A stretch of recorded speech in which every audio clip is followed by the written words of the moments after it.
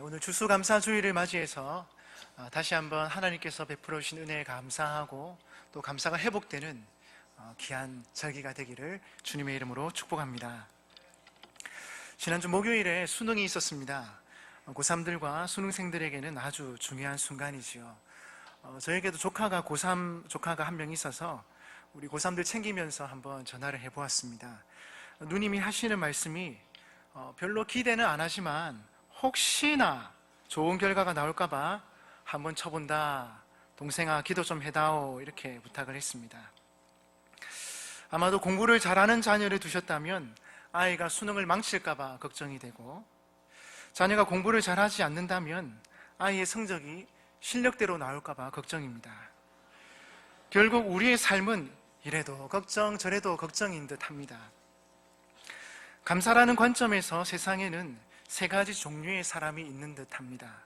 첫째는 있음에도 불구하고 감사할 줄 모르는 사람입니다. 많이 가졌음에도 불구하고 가지지 못한 것으로 인해 언제나 불평하는 사람들입니다. 둘째는 있음으로 감사하는 사람들입니다. 너무나 자연스러운 것이죠. 원하는 것이 채워지면 감사가 나옵니다. 그러나 이런 감사는 위험합니다. 왜냐하면 조건이 사라지면 감사할 수 없기 때문입니다. 셋째는 없을지라도 감사하는 사람입니다. 그는 원하는 것을 가지지는 못했을지라도 여전히 감사합니다. 그럼에도 불구하고 항상 감사할 제목을 찾고 감사하는 사람입니다. 이것이 온전하고 성숙한 감사가 아니겠습니까? 우리 모든 민족교회 성도님들은 성숙한 분들이 되셔서 그럼에도 불구하고 항상 감사하는 여러분 되시기를 축복합니다. 조엘 오스틴 목사님의 행복한 힘이란 책에 보면 행복은 선택이다 라고 말하고 있습니다. 행복은 선택이기에 우리가 행복하기로 선택하고 결정해야 한다라는 것입니다. 마찬가지로 감사도 선택이라고 생각합니다. 감사의 삶을 살기 원하신다면 감사하기를 선택하고 결정해야 하는 것입니다. 여러분, 감사는 아무나 할 수 있는 것이 아닙니다. 영혼이 살아있는 자만이 할 수 있습니다. 오늘 본문은 히스기야 왕이 병들었다가 그의 병이 나았을 때에 기록한 글입니다. 히스기야 왕은 유대의 역대 왕들 가운데 하나님께서 마음에 들어 하셨던 왕이었습니다. 그는 종교개혁을 일으켜 우상들을 무너뜨리고 성전 제사를 회복하였습니다. 또한 아수르의 사내립이 쳐들어왔을 때에도 이사야 선지자와 함께 간절히 기도함으로 하나님의 구원의 은혜와 역사를 경험했습니다. 아수르의 위협이 물러가고 유다는 안전해졌건만 히스기야에게는 또 다른 위기가 찾아옵니다. 1절입니다. 그때에 히스기야가 병들어 죽게 되니 아모스의 아들 선지자 이사야가 나아가 그에게 이르되 여호와께서 이같이 말씀하시기를 너는 내 집에 유언하라. 내가 죽고 살지 못하리라 하셨나이다. 정확한 원인은 알 수 없지만 분명한 사실은 히스기야가 병들어 죽게 되었다는 것입니다. 그 내용을 선지자 이사야가 직접 찾아와서 전달합니다. 너는 내 집에 유언하라. 내가 죽고 살지 못할 것이다. 여러분, 청청병력과도 같은 말씀입니다. 한 나라의 왕으로서 죽을 힘을 다해 싸웠고 이제 아수르의 공격으로부터도 안전한 때였습니다. 이제 나라의 평화가 찾아왔고 뭔가 해볼 수 있는 그런 상황이었는데 하나님께서 히스기야를 데려가시겠다는 것입니다. 여러분이 히스기야라면 어떤 마음, 어떤 생각이 드시겠습니까? 사실 우리 안에 이런 위기가 닥쳐온다면 무엇을 먼저 해야 할지 정신을 차릴 수 없을 것 같습니다. 억울하기도 하고 답답하기도 하며 그래서 하나님께 원망을 하기도 하고 그럴 것 같습니다. 그런데 확실히 믿음의 사람은 달랐습니다. 청청병력 같은 죽음의 소식을 들었을 때 히스기야는 어떻게 했습니까? 2절 같이 읽어보겠습니다. 시작. 히스기야가 얼굴을 벽으로 향하고 여호와께 기도하여 아멘. 이때 히스기야는 얼굴을 벽으로 향하고 하나님께 기도하기 시작했습니다. 어쩔 수 없는 자신의 운명 앞에 모든 것을 주관하시는 하나님을 바라보며 기도하는 장면입니다. 얼굴을 벽으로 향했다는 것은 오직 하나님만 바라보며 기도하겠다는 것입니다. 다른 어떤 것을 바라보거나 의지하지 않고 오로지 하나님만 바라보겠다는 의미입니다. 여러분, 기도할 수 있다는 것이 우리에게 얼마나 큰 축복이고 특권인지 모릅니다. 우리는 있는 모습 그대로 하나님께 나아가 기도하면 됩니다. 상한 마음 그대로, 걱정하고 근심하고 염려하며 실망하고 방황하는 우리의 모습 그대로 주님께 나아가 기도하면 되는 것입니다. 왜냐하면 하나님은 상하고 통회하는 마음을 절대로 외면하지 않으시기 때문입니다. 시편 51편 17절에도 하나님께서 구하시는 제사는 상한 심령이라, 하나님이여 상하고 통회하는 마음을 주께서 멸시하지 아니하시리이다. 하나님께서는 상하고 통회하는 심령으로 기도하는 자들을 외면하지 않으시고 그들의 기도를 들으시는 사랑의 하나님, 긍휼이 풍성하신 하나님이십니다. 죽을 병에 걸린 히스기야이지만 그는 불평하거나 하나님을 원망하지 않았습니다. 오히려 히스기야는 하나님께 통곡의 기도로 나아갔습니다. 여러분, 상황에 따라 주님을 가까이 하거나 멀리 한다면 이것을 어찌 진정한 믿음이라 하겠습니까? 인생의 위기는 여러 번 거듭 찾아오곤 합니다. 그때마다 변함없이 주님께 나아가 간구하는 것이 하나님을 신뢰하는 성도들의 진정한 믿음 아니겠습니까? 고난을 당하게 되자 기다렸다는 듯이 하나님을 원망하고 떠나는 이들이 적지 않습니다. 일이 잘 되어갈 때에는 하나님의 복을 받았다 느끼며 주님을 따르기도 합니다.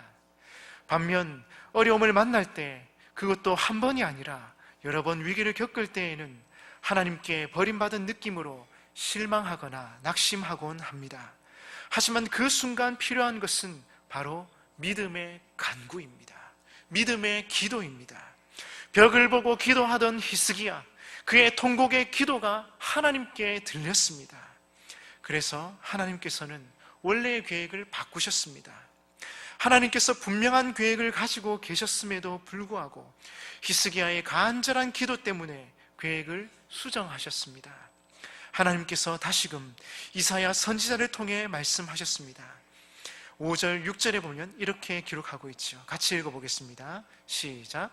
너는 가서 히스기야에게 이르기를 내 조상 다윗의 하나님 여호와께서 이같이 말씀하시기를 내가 내 기도를 들었고 내 눈물을 보았노라.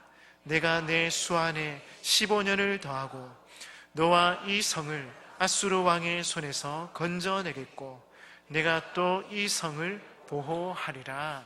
아멘.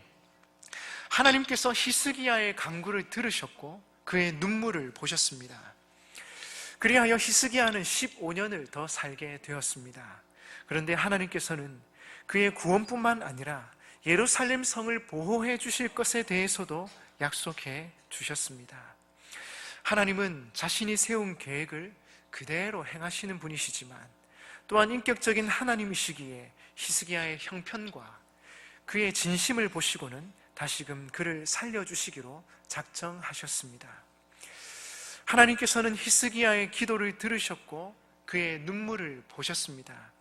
그리하여 히스기야는 병들었다가 회복된 그때의 감사를 기록으로 남겼습니다. 그의 병이 나은 때 기록한 글이 바로 오늘 본문입니다. 9절에 보시면 유다왕 히스기야가 병들었다가 그의 병이 나은 때에 기록한 글이 이러하니라 라고 고백하고 있습니다. 제가 추수감사주일 설교 본문으로 히스기야의 기도를 택한 까닭이 있습니다. 히스기야가 한 번만 더 살려달라고 기도한 이유 중 하나가 무엇이냐면 하나님 억울합니다.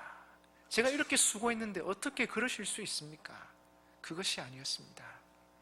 한 번만 더 살려달라고 기도한 이유 중 하나가 무엇이었냐면 그것이 감사였습니다. 하나님, 살아 있어야 감사할 것 아닙니까? 하나님, 살아 있어야 하나님을 찬양할 것 아닙니까? 그것이 18절, 19절에 나옵니다. 18절, 19절 같이 읽어보겠습니다. 시작. 수월이 주께 감사하지 못하며 사망이 주를 찬양하지 못하며 구덩이에 들어간 자가 주의 신실을 바라지 못하되 오직 산자 곧 산자는 오늘 내가 하는 것과 같이 주께 감사하며 주의 신실을 아버지가 그의 자녀에게 알게 하리이다. 아멘. 이 히스기야의 기도가 마음속 깊이 와닿았습니다. 오직 산자, 살아있는 자만 감사할 수 있다. 죽은 자는 더 이상 감사할 수가 없는 것입니다. 하나님의 은혜가 너무 감사하고 고마운데 죽으면 감사할 수 없는 것입니다. 여러분, 죽음이 왜 두렵습니까? 사랑하는 사람과의 사별이 왜 슬픕니까? 이제 더 이상 감사할 수 없기 때문입니다. 많은 사람들이 죽음의 순간에 남기는 말들이 있지 않습니까? 사랑했다. 그동안 정말 고마웠다. 어머니에게, 때론 아버지에게 사랑합니다. 그동안 키워주셔서 정말 고마웠습니다. 죽으면 이제 더 이상 이 말을 할 수 없기 때문입니다. 그러나 육신만 살아있다고 진정한 감사가 되는 것은 아닙니다. 영혼이 살아있어야 감사할 수 있습니다. 하나님이 살아계신 것이 믿어지고 하나님이 주신 은혜가 깨달아져야 감사하는 것입니다. 고린도전서 2장 12절에는 이렇게 고백하고 있습니다. 우리가 세상의 영을 받지 아니하고 오직 하나님으로부터 온 영을 받았으니 이는 우리로 하여금 하나님께서 우리에게 은혜로 주신 것들을 알게 하려 하심이라. 꼭 좋은 일이 생겨서 감사하는 것이 아닙니다. 성령을 받음으로 말미암아 우리의 영이 살아있기에 감사할 수 있습니다. 하나님의 영이 임하니 하나님의 사랑이 느껴지고 하나님의 은혜가 깨달아지고 그래서 감사하는 것입니다. 그 크신 하나님의 은혜가 깨달아지는 것이지요. 지금 가진 것은 없을지라도 우리를 구원해 주신 그 하나님의 크신 사랑과 은혜가 느껴지는 겁니다. 그런 사람이 진심으로 감사할 수 있습니다. 성경은 말세의 징조 중 하나가 감사하지 않는 것이라 하였습니다. 디모데후서 3장 1절 너는 이것을 알라. 말세에 고통하는 때가 이르러 사람들이 자기를 자랑하며 돈을 사랑하며 자랑하며 교만하며 비방하며 부모를 거역하며 감사하지 아니하며. 말세의 징조 중 하나가 감사하지 않는 것이라 합니다. 여러분, 우리 자신을 돌아보십시다. 점점 더 잘 살게 되면서 생활이 더욱 편리해지고 윤택해지면서 감사의 마음이 식어져 가고 있지는 않습니까? 그렇다면 한번 심각하게 자신을 돌아볼 필요가 있습니다. 어느 때부터였습니까? 무엇 때문입니까? 왜 이렇게 냉랭한 신앙생활을 하게 된 것입니까? 말세의 징조 중에 하나가 바로 감사하지 않는 것입니다. 여러분, 마귀는 우리의 마음에서 감사를 빼앗아 가려 합니다. 그 대표적인 예로 욥을 들 수 있습니다. 욥은 사탄으로부터 심각한 참소를 받았습니다. 사탄의 참소는 한 가지입니다. 형편이 좋으니 하나님께 감사하는 것이지요. 어렵고 고통스러우면 반드시 하나님을 원망하고 떠날 것입니다. 그리하여 욥은 자신의 모든 재산을 다 빼앗겼고 자신의 사랑하는 자녀들도 다 죽어버렸습니다. 그때 욥은 이렇게 말했습니다. 욥기 1장 21절에 주신 이도 여호와시오 거두신 이도 여호와시오니 여호와의 이름이 찬송을 받으실지니이다. 여러분 같으면 이런 고백을 할 수 있겠습니까? 저는 사실 자신이 없습니다. 이것은 욥의 영혼이 살아 있었다는 증거입니다. 아무리 힘들고 어려워도 하나님의 영이 감동을 주시고 은혜를 주시고 깨달음을 주시니 그래도 감사하는 것입니다. 상황이 더 악화되어 욥의 온몸에 악창이 나서 견딜 수 없이 괴로워할 때 아내마저 하나님을 욕하고 죽으라 말했습니다. 이때 욥은 욥기 2장 10절에 이렇게 말했습니다. 그가 이르되 그대의 말이 한 어리석은 여자의 말 같도다. 우리가 하나님께 복을 받았은즉 화도 받지 아니하겠느냐 하고 이 모든 일에 욥이 입술로 범죄하지 아니하니라. 욥의 영혼이 살아 있었기에 하나님을 향하여 이런 고백을 할 수 있었던 것입니다. 마귀는 지금 우리에게도 마찬가지로 도전합니다. 잘 되니 감사하는 것이지 어려우면 단식하고 원망할 것이다. 우리에게 여전히 어려운 일들이 있습니다. 아니, 많이 있습니다. 마귀는 징글징글한 미소를 지으며 우리 입에서 하나님을 원망하고 낙심하는 말이 나오기를 바라고 있습니다. 이런 분위기 속에서 우리는 어떤 말을 해야 하겠습니까? 하나님을 원망하시겠습니까? 불평하시겠습니까? 아니면 이런 형편 속에서도 하나님을 믿고 감사하시겠습니까? 오늘 우리는 그 대답을 하는 날입니다. 하나님, 힘들고 어려웠지만 그래도 감사합니다. 하나님, 그래도 우리를 자녀 삼아주신 그 하나님의 크신 사랑이 있기에 감사합니다. 여러분, 오늘은 그 대답을 하는 날입니다. 감사절은 좋은 형편과 풍성한 수확 때문에 감사하는 것만은 아닙니다. 오직 우리의 영혼이 살아있어서 변함없는 하나님의 은혜를 깨닫기 때문에 감사하는 것입니다. 우리가 예수님과 동행하며 기도해야 하는 이유는 영적인 생명을 유지하는 것이 너무나 중요하기 때문입니다. 기도하면 영혼이 살아나는 것이요, 영적 심폐소생술입니다. 그런데 감사 생활도 마찬가지입니다. 감사는 우리의 영혼을 깨우고 살려냅니다. 그래서 너무나 중요한 것입니다. 따라서 우리의 삶에 감사가 식어 있다면 오늘 추수감사주의를 맞이하여 우리의 감사를 일깨우고 살려내십시다. 죽음 앞에서 하나님, 살아야 감사할 것 아닙니까? 살아 있어야 하나님을 찬양할 것 아닙니까? 이렇게 기도했던 히스기야처럼 우리도 감사의 삶을 살기를 간절히 바랍니다. 우리를 구원해 주시고 우리와 함께 하시는 하나님으로 인하여 우리의 삶에 감사가 회복되기를 원합니다. 우리의 입술에서 하나님 주시는 찬양이 터져 나오기를 주님의 이름으로 축복합니다.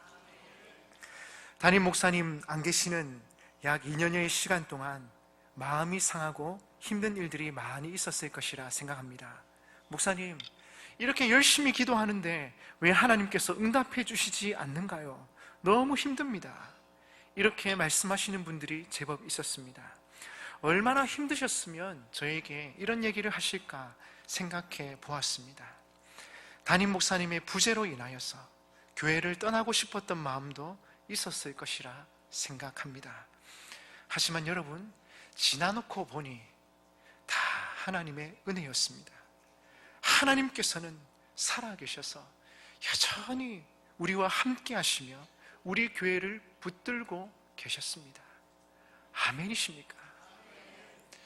그 모든 과정을 통해서 고난을 이겨내고 하나님의 살아계심을 느끼며 모든 것이 합력하여 선을 이루는 하나님의 역사를 보게 하셨습니다. 우리가 최근에 많이 불렀던 찬양이 있지 않습니까? 예수 늘 함께 하시네. 이 찬양이 우리에게 많은 힘과 용기를 주었습니다. 그 찬양은 이렇게 시작합니다. 고단한 인생길, 힘겨운 오늘도 예수 내 마음 아시네. 지나간 아픔도 마주할 세상도 예수 내 마음 아시네. 하루를 살아도 기쁨으로 가리 예수 늘 함께 하시네. 후회도 염려도 온전히 맡기리 예수 늘 함께 하시네. 믿음의 눈 들어 주를 보리 이 또한 지나가리라. 주어진 내 삶의 시간 속에 주의 뜻 알게 하소서. 다 같이 믿음의 눈 들어 주를 보리 이 또한 지나가리라. 주어진 내 삶의 시간 속에 주의 뜻 알게 하소서. 우리의 살아가는 길이 힘들고 고달플지라도 하나님이 우리와 함께 하시고 하나님이 우리의 인생을 붙들고 계시기에 여러분, 눈을 들어, 믿음의 눈을 들어 감사하는 것입니다. 형편이 나아지지 않더라도 믿음으로 감사하며 나아가는 것입니다. 하나님, 지금까지 지내온 것 다 하나님의 은혜였습니다. 하나님의 은혜로 여기까지 왔습니다. 앞으로 하나님 의지하며 감사하며 나아가겠습니다. 여러분, 오늘 이 추수감사절은 믿음으로 고백하는 시간입니다. 지금까지 지내온 것 감사하고 앞으로도 하나님께서 역사해 주실 줄 믿고 믿음으로 감사하는 것입니다. 여러분, 그렇게 믿음으로 감사하는 여러분 되시기를, 믿음으로 감사하며 찬양하는 여러분 되시기를 주님의 이름으로 축복합니다. 한 가지만 더 생각해 보았으면 합니다. 누가복음 17장 11절 이하에 보시면 하나님께서 10명의 나병 환자를 고쳐주신 사건이 나옵니다. 당시 예수님은 예루살렘으로 향하고 계셨고 갈릴리와 사마리아 지방을 지나실 때 나병 환자들이 나타나 불쌍히 여기소서라고 외치는 소리를 듣게 되었습니다. 그때 예수님은 그들을 고쳐주신 것이 아니라 제사장에게 가서 자신들의 몸을 보이라라고 말씀하셨습니다. 잘 아시는 것처럼 예수님 당시 나병 환자들은 병이 나으면 제사장에게 가서 확인을 받아야 했습니다. 그래야 온전한 사람들과 함께 생활을 할 수 있게 되었습니다. 그들에게 어떤 믿음이 있었는지는 모르겠지만 10명이 다 함께 제사장에게로 가다가 몸이 깨끗해졌습니다. 여기까지는 동일하게 일어난 사건입니다. 그 중에 한 명이 예수님께 나와 하나님께 영광을 돌리며 감사를 표현합니다. 그리고 그 나머지 9명은 감사할 줄 모르는 사람이라고 생각할 수도 있습니다. 그러나 가만히 생각해 보십시오. 정말 9명이 감사하지 않았을까요? 그렇지는 않을 것 같습니다. 그들의 삶에 일어난 그 일을 어떻게 감사하지 않을 수 있단 말입니까? 단지 감사의 근원을 생각하기보다는 그들에게 일어난 그 일에 대해서만 기쁘고 감사했던 것 같습니다. 그래서 그들은 감사를 주님께 온전히 돌리지는 못했습니다. 예수님에게로 돌아온 사마리아 사람의 마음이 나머지 9명과는 달랐다는 것을 알 수 있습니다. 예수님은 제사장에게로 가라고 했지만 그는 가는 도중에 예수님을 생각했습니다. 아니, 예수님이 생각났습니다. 아무런 조건 없이, 아무런 대가도 없이 자신을 그렇게 깨끗하게 고쳐주신 예수님에 대한 마음이 치솟아 올라왔습니다. 그는 제사장에게 가는 것보다 먼저 예수님을 찾아보는 것이 순서라고 생각했습니다. 여러분, 이 차이가 느껴지십니까? 제사장에게로 가는 마음과 그 순간 예수님이 먼저 생각나는 그 마음의 차이 말입니다. 사마리아 사람은 이 경계에서 진정한 감사를 선택했습니다. 감사란 이렇게 내가 아니라 상대방을 기억하는 행위이며 마음입니다. 이것이 온전한 감사입니다. 감사는 이런 작은 차이에서 시작되는 것입니다. 누구나 마음의 경계에서 삽니다. 제사장에게로 갈 것인지 아니면 예수님에게로 먼저 갈 것인지의 경계 말입니다. 사실 그의 손에는 아무런 선물 보따리도 들려있지 않았습니다. 그저 예수님을 먼저 생각하는 마음뿐이었습니다. 이게 아주 큰 감사의 원천이었던 것입니다. 감사는 이런 것입니다. 나병 환자들은 자신들의 몸이 깨끗해진 것을 깨달은 순간 매우 기쁘고 들뜨면서 흥분했을 것입니다. 이제 돌아가서 자기를 내다버린 가족들을 만나고 자기를 향해 손가락질하던 그 이웃들에게 당당한 모습을 보여주고 그래서 떳떳하게 사회에 복귀하고 싶었을 것입니다. 병이 나은 순간 그들은 그들 자신을 점령한 게 있었습니다. 바로 나였습니다. 그러나 사마리아 사람은 병이 나은 것을 깨닫게 되었을 때 나는 보이지 않고 자신을 고쳐준 예수님이 보였습니다. 이렇게 자기밖에 모르는 사람들이 하나님을 인식하고 가던 길에서 돌아설 때 그것이 하나님께 영광이 되고 그것이 진정한 감사가 되는 것입니다. 누가복음 17장 15절 16절에 보시면 그 중에 한 사람이 자기가 나은 것을 보고 큰 소리로 하나님께 영광을 돌리며 돌아와 예수의 발 아래에 엎드려 감사하니, 그는 자기가 나은 것을 보고 큰 소리로 하나님께 영광을 돌리며 예수님께는 감사했습니다. 여기서 큰 소리로 하나님께 영광을 돌리며 감사한 것에 대해서 한번 생각해 보려고 합니다. 이 본문 가운데에는 소리를 지르는 장면이 두 번 나옵니다. 하나는 13절입니다. 13절, 소리를 높여 이르되 예수 선생님이여 우리를 불쌍히 여기소서 하거늘. 소리를 높여 이르되, 예수님께 불쌍히 여겨달라고 소리를 높여 간구하는 장면입니다. 또 하나는 조금 전에 보았던 15절입니다. 그 중에 한 사람이 자기가 나은 것을 보고 큰 소리로 하나님께 영광을 돌리며 돌아와 자신의 병이 고침받은 것을 깨닫고는 큰 소리로 하나님께 영광을 돌리며 감사했던 것입니다. 13절은 자신들이 가진 질병으로 인해 도와달라는 절규의 기도였고, 15절의 큰 소리는 자신에게 일어난 일로 인해 하나님께 영광을 돌리는 감사의 소리였습니다. 두 구절의 소리가 영어 성경에는 똑같이 이렇게 표현되어 있습니다. In a loud voice, 큰 목소리로. 소리를 높인다는 말이 헬라어로는 에란이라는 단어를 쓰고 있습니다.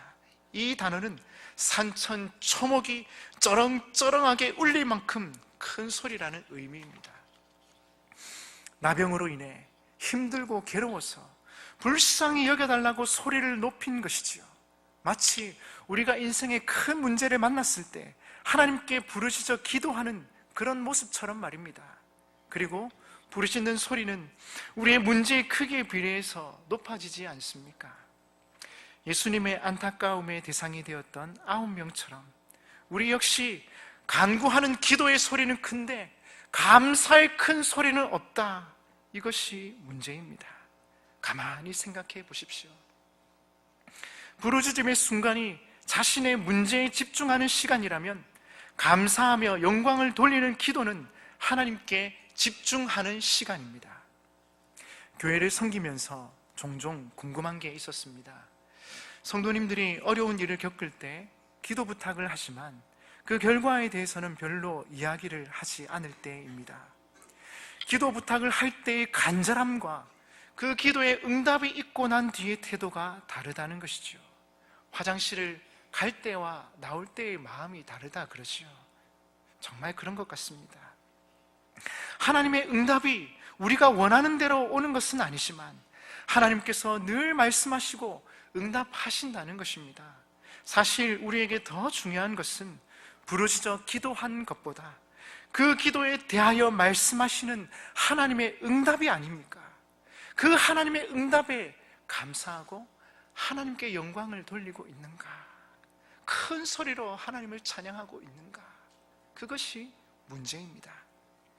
문제는 기도할 때의 절실함이 응답에 대한 감사로 잘 이어지지 않더라는 것입니다. 누가복음 17장의 본문에서는 10명 중에 1명만이 주님께 나아와 진심으로 감사를 표했습니다. 가만히 생각해 보니 감사가 참 쉽지 않은 것 같습니다. 그래서 우리는 추수감사주의를 통해 한 해를 돌아보면서 하나님께서 베풀어 주신 은혜에 감사하는 것입니다. 감사의 때를 놓치면 그 감사의 감격이 오래가지 않습니다. 왜 우리에게 추수감사주의를 주셨나를 생각해 봅니다. 어떤 사람들은 미국 청교도들이 지켰던 감사절을 우리가 지킬 필요가 있느냐고 따지기도 합니다. 중요한 것은 그들에게 일어났던 일이 아니라 그들이 새로운 땅에서 가졌던 그 마음 자세입니다. 대서양을 건너 아메리카 대륙에서 처음으로 맞은 추수의 감격을 잊지 않으려고 정해놓은 날, 아무리 수고해도 추수할 수 없었는데 하나님의 은혜로, 하나님의 도우심으로 추수할 수 있었습니다. 다 하나님의 은혜입니다. 여러분, 우리도 그 은혜를 생각하자는 것입니다. 우리가 추수감사주일에 왜 과일을 나누고 감사헌금을 드립니까? 우리가 잊고 살아가는 감사를 회복하고, 또 감사가 회복될 때 우리 영혼에 주시는 충만함을 경험하기 위해서입니다. 추수감사절을 조용히 지킬 수도 있지만 조금 더 요란하고 시끄럽게 감사를 표현함으로 우리가 얼마나 하나님께 감사하고 우리의 삶을 통해 하나님께 영광을 돌리는지를 하나님께 보여드리는 것입니다. 문제가 있을 때만 소리를 지르며 예수님의 마음을 안타깝게 하는 신앙이 아니라 우리에게 베풀어 주신 하나님의 은혜를 생각하며 소리를 높여 감사하는 것입니다. 그래서 그 감사가 우리의 삶의 능력이 되고 우리의 삶을 행복하게 만들도록 말입니다. 여러분, 그런 감사가 우리 안에서 회복되었으면 좋겠습니다. 그래서 한 해 동안 하나님께서 베풀어 주셨던 은혜를 생각하며 하나 둘씩 감사해 보는 시간을 가지셨으면 합니다. 힘들고 어려운 순간에는 우리와 함께 하셨고, 간절히 부르짖어 기도할 때에는 우리의 기도에 응답해 주셨습니다. 부지 중에 우리의 자녀들을 믿음 안에 자라가도록 지켜주셨고, 혹시나 힘들까봐 걱정하시며 우리의 일거수일투족을 지켜주셨습니다. 그 하나님의 은혜를 생각하며 목소리 높여서 감사하고 찬양하는 여러분 되시기를 주님의 이름으로 축복합니다. 다 같이 기도하겠습니다.